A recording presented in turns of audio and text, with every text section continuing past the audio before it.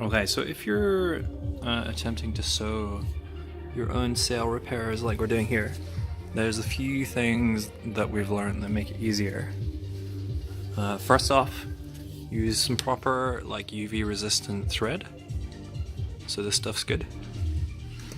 The next thing is when you put this on the machine, it doesn't fit because it's too big. So if you have the same problem, what works quite well is as long as it's down in a line like that, you can come and just go around anything on this side of the machine and then just do it like normal, just through all the stuff. Then the next thing is, like when I first did this, I thought bring the tension way down because the extra tension comes from this, but actually for thicker fabrics you want to crank the tension like real high. Otherwise what happens, you get like the other side of it doesn't look like proper zigzags. And one side will look like proper zigzags, but the other side will look like these lines. That means the tension isn't high enough. So when you have the tension right, which we eventually, somewhere, maybe here, this bit looks okay. Yeah, here you see on both sides, oh yeah, super good. That's what you want. So obviously you set it to high number there for distance, I think, and then zigzagginess, like maximum zigzagginess. Then you obviously put this on the lower bobbin as well. I had to switch to this machine because the other machine had a plastic bobbin. I can't get this out. I'll show you. This machine over here, which is the heavy duty one, this one has like a little bobbin thing down here, and the problem with this was struggle.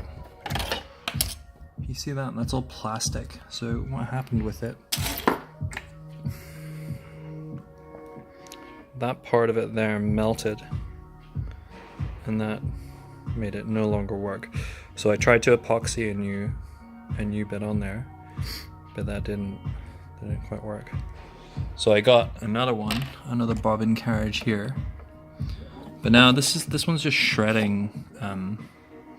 It's shredding the stuff even when it's not doing anything with the sail. So I've given up on that machine and I'm moving to this machine, because this one, even though it's not a heavy duty or anything, I think it's just older.